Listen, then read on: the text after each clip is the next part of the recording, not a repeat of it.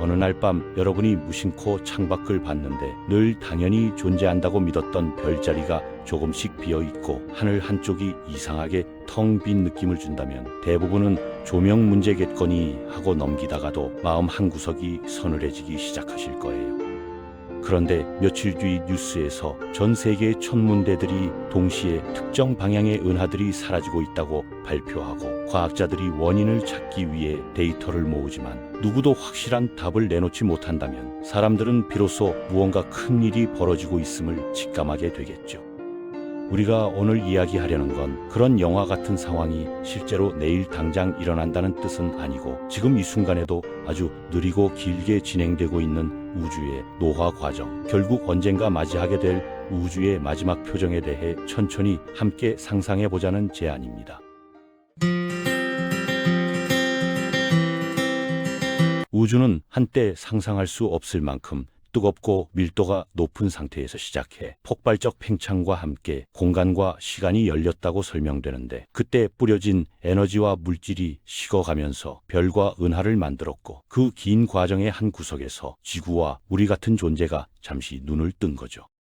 지금 우리가 사는 시대는 겉으로 보기엔 꽤나 역동적이라 밤하늘에는 수많은 별이 빛나고 은하는 서로 부딪히며 합쳐지기도 하지만 이미 과학자들은 별이 태어나기에 가장 좋은 시기는 조금 지난 뒤라고 말하고 있고 실제로 새 별의 탄생 속도도 예전보다 눈에 띄게 줄어든 상태입니다.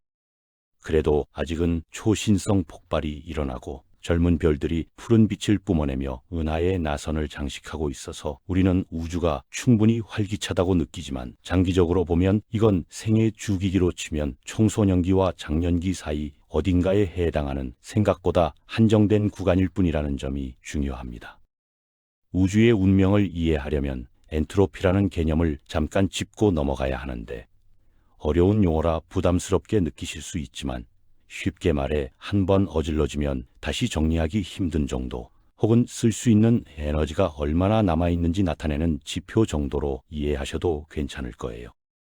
방 하나를 떠올려 보시면 도움이 되는데 처음에는 깔끔하게 정리된 책상과 수납장이 있어서 필요한 물건을 쉽게 찾을 수 있지만 시간이 지나며 여기저기 아무렇게나 올려놓다 보면 어느 순간 무엇이 어디 있는지 찾기도 힘들어지고 다시 정리하려면 큰 노력이 드는 상태가 되지 않습니까? 우주에서도 비슷한 일이 벌어지고 있어서 처음 빅뱅 직후에는 에너지가 상당히 집중되어 있고 정돈된 상태였기에 다양한 구조가 탄생할 여지가 많았지만 시간이 흐를수록 에너지는 넓은 공간으로 퍼져나가고 온도 차이는 줄어들며 점점 큰 변화를 일으키기 어려운 방향으로 상황이 흘러가는 중입니다. 이 흐름의 끝에 가장 자주 언급되는 그림이 바로 우주의 열적 죽음, 이른바 빅프리즈라는 시나리오인데 말 그대로 뜨겁게 요동치던 우주가 모든 별의 연료를 소진하고 더 이상 의미 있는 온도 차이나 극적인 변화 없이 고르게 식어버린 상태에 가까워지는 미래를 가리키는 표현이죠. 조금 더 구체적으로 상상해 보자면 먼 미래에는 새로운 별을 만들 연료가 되는 가스 구름이 점점 줄어들어 더 이상 큰 별이 태어나지 못하게 되고 이미 존재하던 별들 역시 각자 수명을 다해 천천히 빛을 잃어가면서 우주는 예전보다 훨씬 어둡고 쓸쓸한 장소로 변해갈 겁니다. 태양보다 훨씬 큰 별들은 먼저 격렬한 폭발로 생을 마치고 남은 잔해는 중성자별이나 블랙홀 같은 극단적인 천체로 바뀌고 태양처럼 비교적 온화한 별들도 결국 핵융합 연료를 다 써버린 뒤 외피를 벗어던지고 희미하게 빛나는 백색 외성이라는 작은 잔해만 남기게 되겠죠. 그 백색 외성마저도 말도 안 되게 긴 시간이 흐르면 서서히 식어 냉각된 암흑의 덩어리로 변하게 될 텐데 그렇게 되면 우리가 지금 상상하는 밤하늘의 별빛이라는 풍경은 역사책 속의 한 장면으로만 존재하게 되고 나중 세대의 관찰자가 있다면 믿기 힘든 전설처럼 들을지도 모릅니다. 은하 규모로 시야를 넓혀보면 지금은 중력 덕분에 별들이 모여 은하를 이루고 은하가 모여 군집과 초거대 구조를 이루고 있지만 우주의 팽창이 길게 이어지면서 서로 잡아당기던 힘보다 멀어지게 만드는 흐름이 더 우세해지면 거대한 구조들은 점점 해체되고 서로의 존재를 볼 수 없게 됩니다.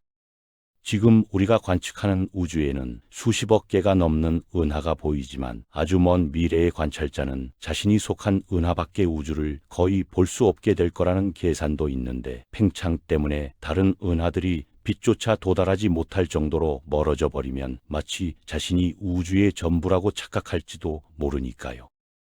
이렇게 보면 지금 우리가 즐기는 우주 배경이라는 것은 사실 매우 호화로운 무대와도 같아서, 수많은 은하와 별이 동시에 존재하고 서로의 존재를 관측할 수 있는 시대는 생각보다 짧은 창문 같은 구간일 뿐이며, 그 창문이 닫힌 뒤에는 훨씬 단조롭고 정보가 빈약한 우주만 남게 될 가능성이 큽니다. 별과 은하가 거의 사라진 뒤에도 비교적 오래 버티는 존재가 바로 블랙홀이라고 알려져 있는데, 거대한 별이 붕괴해 생긴 블랙홀과 은하 중심에서 주변 물질을 끝없이 끌어모아 성장한 초거대 블랙홀들이 은하가 해체된 뒤에도 오랫동안 우주의 어두운 마디처럼 남아있을 거라는 예측이죠. 그런데 스티븐 호킹이 제안한 이론에 따르면 블랙홀도 진정한 의미에서 영원하지는 않고 양자적인 효과 때문에 아주 미세한 에너지를 방출하면서 극도로 긴 시간 축에서 보면 서서히 질량을 잃어가다가 마침내는 완전히 사라지는 방향으로 갈 수 있다고 해서 많은 이들의 상상력을 자극했습니다. 블랙홀이 증발하는 데 걸리는 시간은 우리가 일상에서 쓰는 시간 감각으로는 거의 무한대에 가까워서 사실상 영원하다고 봐도 이상하지 않을 정도이지만, 우주의 역사 전체를 끝까지 늘어뜨려 상상한다면 언젠가는 마지막 블랙홀도 미약한 섬광을 남기고 흔적 없이 사라지는 순간이 찾아온다는 거예요. 그 시점 이후의 우주는 더 이상 별도, 성운도, 블랙홀도 남지 않은 채 극도로 희박한 입자들과 균일하게 퍼진 에너지, 거의 절대 영도에 가까운 온도가 지배하는, 말 그대로 아무 일도 일어나지 않는 듯한 고요한 공간으로 가라앉게 되며, 이 상태를 두고 과학자들은 우주의 열적 죽음이라고 부릅니다. 이쯤 되면 자연스럽게 이런 의문이 떠오르실 수 있습니다. 어차피 저렇게 멀고 먼 미래에 일어날 일이라면 지금 우리가 밥 먹고 일하고 사랑하고 고민하는 삶과 무슨 상관이 있느냐는 질문인데, 사실 이 물음 때문에 많은 분들이 우주의 종말 이야기를 허무한 얘기라고 느끼기도 하시죠.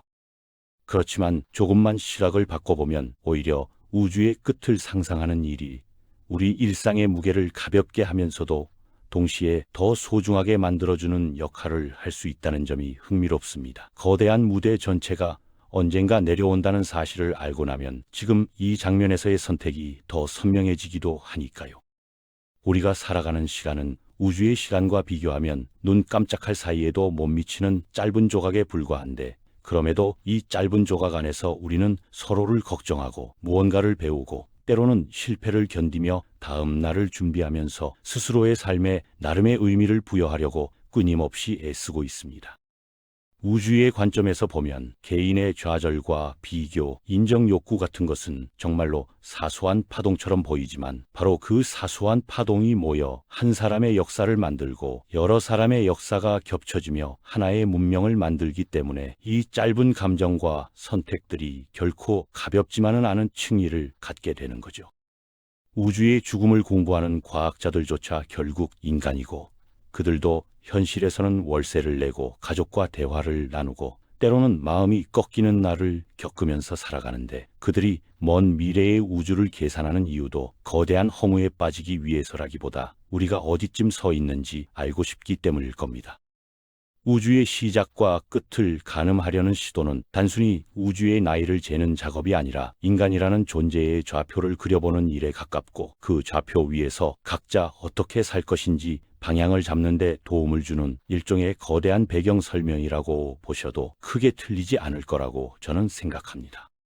조금 더 철학적인 관점에서 보면 우주의 열적 죽음이란 결국 변화가 거의 사라진 상태, 더 이상 뚜렷한 사건이라고 부를 만한 것이 일어나지 않는 상태이기 때문에 우리가 익숙하게 느끼는 시간의 흐름조차 의미를 잃어버리는 순간과도 연결되어 시간의 화살이라는 개념과 닿아 있습니다.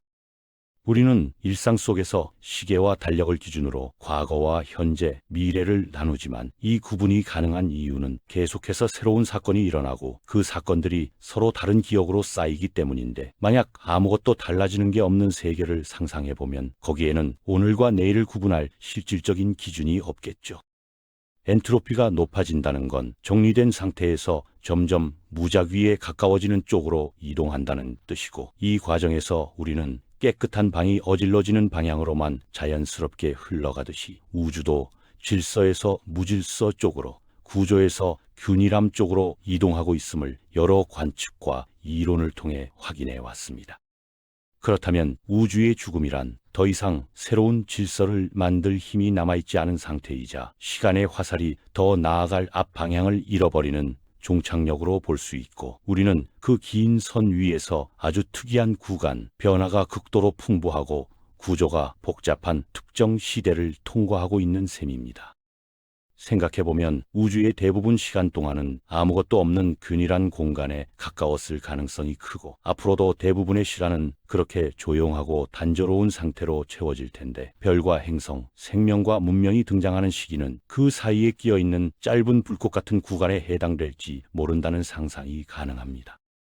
그 불꽃 같은 시기 안에서 우리는 우연히 태어나 서로의 목소리를 듣고 화면을 통해 정보를 나누고 지금 이 순간처럼 우주의 미래를 상상하는데 시간을 쓰고 있으니, 이 자체가 상당히 기묘하고도 귀한 경험이라는 걸 조금은 느끼실 수 있지 않을까 싶습니다. 정말로 특별한 타이밍인 거죠. 여기서 더 나아가서 혹시 인류 같은 문명이 아주 먼 미래에까지 살아남는다면 우주의 운명에 개입할 수 있을까 하는 이야기도 일부 학자들과 사상가들이 조심스럽게 던지고 있는데, 예를 들어 거대한 구조를 이동시키거나 국소적인 공간을 따로 분리해 새로운 우주를 만드는 상상 같은 것들입니다. 지금 우리의 과학기술로는 전혀 손댈 수 없는 영역이고, 오히려 공상과학 소설에 가까운 내용처럼 들리지만, 과거 사람들이 지금의 인터넷이나 우주망원경을 상상하지 못했던 것처럼 아주 먼 미래의 지성체가 어떤 방식으로 우주의 흐름에 대응할지는 누구도 단정짓기 어려운 부분이기도 합니다.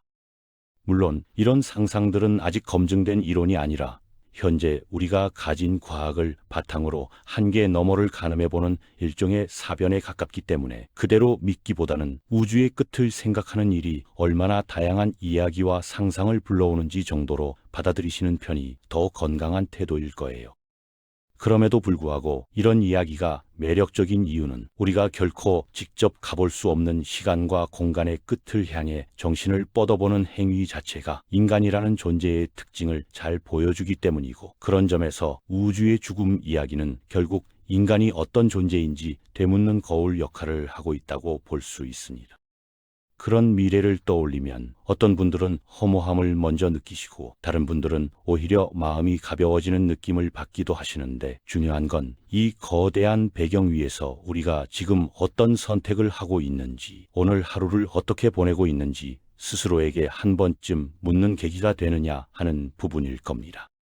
언젠가 우주의 마지막 불빛이 꺼지는 날이 오더라도 그 먼 과거 어딘가에는 이렇게 별이 가득한 하늘 아래에서 서로의 이야기를 들려주던 존재들이 있었다는 사실이 어떤 방식으로든 우주에 한 번쯤 기록되어 지나갔다는 점만으로도 이미 의미 있는 역사라고 말할 수 있지 않을까 저는 생각합니다. 여러분이 이 영상을 보고 잠시라도 하늘을 떠올리거나 오늘이라는 시간이 예전보다 조금 더 선명하게 느껴진다면, 그 순간만으로도 우주의 긴 이야기 속에서 우리 각자의 페이지가 조금 더 또렷하게 인쇄된 셈이고, 그게 바로 우주의 죽음을 다루는 이야기가 우리에게 줄 수 있는 가장 인간적인 선물일지도 모르겠습니다. 언젠가 실제 우주가 열적 죽음에 가까운 상태로 흘러가더라도 지금 이 시대에 우리는 여전히 수많은 별을 볼 수 있고, 우주가 어떤 운명을 맞이할지 상상하면서도 내일의 일정을 고민하고 사랑하는 사람과 식사를 하고 새로운 것을 배우려 애쓰고 있으니 그 자체가 이미 기적에 가까운 풍경이겠죠. 그러니 우주의 끝을 떠올릴 때 괜히 두려움만 키우기보다는 언젠가 끝이 온다는 사실 덕분에 지금 이 순간이 더 소중해진다는 역설을 한번 떠올려 보시고, 별이 있는 시대에 태어나 별을 볼 수 있는 눈과 마음을 가진 것 자체가 어떤 복인지 오늘 밤 잠들기 전 잠깐만 생각해 보시면 좋겠습니다. 우주의 죽음은 언젠가 아주 먼 미래의 장면으로 남겠지만 그 장면을 미리 상상하고 말로 풀어내는 오늘의 우리는 우주가 자기 자신을 이해해 보려는 작은 시도라고도 볼 수 있고, 저는 그 이야기를 여러분과 이렇게 나눌 수 있다는 사실이 이 긴 시간축 위에서 꽤 멋진 인연처럼 느껴집니다. 그렇다고 해서 그 감정들이 중요하지 않다는 뜻은 전혀 아니고, 오히려 그 작은 물결을 진심으로 겪고 있다는 사실이 우리가 살아있다는 증거이기 때문에 우주의 끝을 상상하는 시선과 내 일상을 버티는 시선이 충돌하기보다는 서로를 보완하며 삶을 조금 잔인하게 만들어줄 수 있다고 저는 믿습니다. 우주의 관점에서 보면 한 사람의 인생은 하나의 반짝이는 점처럼 지나가지만 그 점 위에서 우리가 주고받은 말 한마디, 위로 하나, 다정한 행동 하나는 누군가의 기억 속에 긴 시간 동안 잔상을 남기고, 그 잔상이 서로 겹쳐져 사회와 문화 그리고 인류라는 더 큰 패턴을 만들어가는 셈이겠죠. 이렇게 생각하면 우주의 죽음이 언젠가 찾아온다고 해서 지금 우리가 하는 모든 노력이 허무해지는 건 아니라는 사실을 조금은 느끼실 수 있을 텐데요. 어차피 사라질 운명이라서 아무것도 의미 없다는 결론보다는 그 사라짐을 알기에 지금의 선택이 더 빛날 수 있다는 쪽에 마음이 기울어질 수도 있을 겁니다. 과학이라는 도구는 우주의 구조와 미래를 계산해 주지만 그 계산 결과를 어떻게 받아들일지는 결국 각자의 세계관과 감성에 달려 있고, 저는 오늘 이 이야기를 통해 숫자와 이론 뒤에 숨어있는 감정의 층을 같이 들여다보고 싶었습니다. 우리가 왜 굳이 이렇게 먼 미래까지 상상하고 싶어 하는지를요. 어쩌면 우리는 본능적으로 알고 있을지도 모릅니다. 언젠가 거대한 무대가 내려오더라도 그 안에서 서로의 이름을 불러주고 서로의 고단함을 이해하려 했다는 사실만은 사라지지 않는다는 걸요. 기록이 모두 지워져도 한때 스스로를 이해하려 애쓰던 존재가 있었다는 점은 변하지 않는 역사니까요. 우주의 죽음을 다루는 이야기는 그래서 단순한 범우주적 공포담이 아니라 우리가 얼마나 멀리까지 상상할 수 있는 존재인지, 그리고 그 상상력을 다시 자기 삶으로 되돌려올 수 있는지 시험해보는 일종의 거울이자 연습장에 가깝고, 그 연습이 깊어질수록 지금의 삶을 대하는 태도도 조금씩 달라질 수 있습니다. 저는 여러분이 이 긴 이야기를 다 들으시고 나서 우주에 대한 엄청난 지식을 외우게 되셨으면 하는 마음보다는 오늘 잠들기 전에 창밖을 잠깐 바라보다가 문득 이 시간, 이 장소에서 이런 생각을 하고 있다는 게 꽤 놀라운 일이네 라는 한 번의 자각만 얻으셔도 충분하다고 조용히 바라고 있습니다. 언젠가 인류 문명이 사라지고 누군가 우리 존재에 대해 아는 이도 없어지는 시기가 오더라도 이 우주의 한 구간에서는 분명히 이렇게 스스로의 시작과 끝을 고민하고 서로의 이야기를 나누던 존재들이 있었고, 그 사실 자체가 우주라는 무대에 남긴 작지만 진한 각인일 거라는 믿음을 저는 쉽게 놓고 싶지 않습니다. 지금 이 순간에도 어딘가에서는 별이 새로 태어나고 다른 어딘가에서는 별이 마지막 숨을 내쉬고 있는데, 그 사이 어딘가에서 우리는 숨을 고르며 우주의 죽음을 상상하고 있으니 어쩌면 우리는 늘 시작과 끝 사이, 서곡과 피날레의 경계에 서서 이야기를 만들어가는 존재인지도 모르겠다는 생각이 듭니다.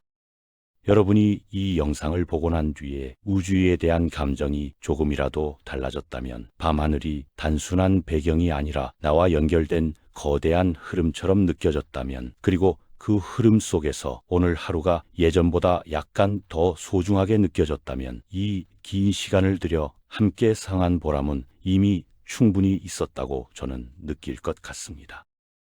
결국 우주의 죽음은 언젠가 올 가능성이 높은 한 장면일 뿐이고, 우리는 그 장면이 펼쳐지기 훨씬 전 아직 별이 수없이 남아있는 시대에 살고 있으며, 이 시대에 태어나 서로의 목소리를 공유할 수 있다는 사실 하나만으로도 이미 꽤 대단한 추첨에 당첨된 것처럼 생각해 볼 여지가 충분히 있다고 저는 생각해요. 그래서 마지막으로 드리고 싶은 말은 이겁니다. 우주의 끝을 알게 되었다고 해서 두려움에 눌려 지낼 필요는 없고, 오히려 그 끝 덕분에 지금의 선택과 관계와 감정이 더 귀해졌다고 느끼는 편이 우리에게 훨씬 힘이 되어줄 수 있다는 점, 그 관점을 마음 한쪽에 살짝 넣어두셨으면 합니다. 오늘의 이야기가 여러분의 머릿속에 복잡한 과학 지식 대신 작은 이미지 하나로 남았으면 좋겠는데요. 끝없이 어두워진 우주 어딘가에 아주 잠깐 불꽃처럼 빛나던 구간이 있었고 그 불꽃 속에서 서로를 이해하려 애쓰던 존재들이 있었다는 장면, 그리고 우리가 바로 그 장면의 일부라는 이미지 말입니다. 그 이미지를 떠올리면서 오늘 하루를 마무리하신다면 우주의 죽음이라는 거대한 주제가 조금은 덜 낯설고 동시에 내 삶과도 이상하게 연결되어 있다는 느낌이 들 수도 있을 테고, 저는 그 연결감을 느끼는 순간이야말로 우리가 거대한 우주 속에서 길을 잃지 않게 해주는 가장 소중한 나침반이라고 믿습니다. 어쩌면 우리가 이렇게 먼 미래를 상상하는 이유는 각자의 인생이 겪는 작은 끝과 새로운 시작들을 조금 덜 두려워하기 위해서일지도 모르겠습니다. 이별과 실패와 변화가 영원한 추락이 아니라 거대한 흐름 속 한 구간이라는 걸 알게 되면 다시 일어서는 용기도 아주 조금은 더 쉬워지니까요. 우주의 마지막을 생각하는 건 결국 우리 자신의 마지막을 한 번 더 다르게 바라보는 일이기도 해서 생의 끝이 두려운 이유가 완전히 사라지지는 않더라도 그 끝 역시 이 거대한 우주가 겪는 수많은 전환점 중 하나라는 사실을 떠올리면 마음 어딘가에 묘한 평온이 스며들 수도 있을 겁니다. 이 영상이 끝난 뒤에도 우주의 세부 이론은 잊어버리셔도 괜찮고 용어와 숫자는 전혀 기억나지 않으셔도 좋습니다. 다만 언젠가 문득 하늘을 올려다봤을 때, 이 장면도 언젠가는 사라지는 거구나, 그래서 더 소중하구나 라는 생각이 잠깐 스쳐 지나가면 그걸로 충분할 거라고 저는 생각합니다. 긴 여정을 함께 해주셔서 정말 감사드리고, 여러분이 이 시간 동안 자신의 삶과 우주의 시간을 동시에 떠올려 보셨다면 이미 오늘의 목적은 대부분 이뤄진 셈이고, 앞으로도 이런 이야기를 통해 거대한 배경과 작은 일상이 서로를 비춰주는 순간들을 계속 함께 만들 수 있으면 좋겠다는 바람을 남기고 싶습니다. 이상으로 우주의 죽음에 대한 오늘의 이야기를 마치면서 여러분 각자의 우주, 그러니까 각자의 삶의 흐름 속에서도 언젠가 찾아올 여러 전환의 순간들을 너무 두려워하기보다는 그 변화 덕분에 지금의 시간이 더 짙어진다는 사실을 기억하시길 바라며 다음 여정에서 다시 만나 뵙겠습니다.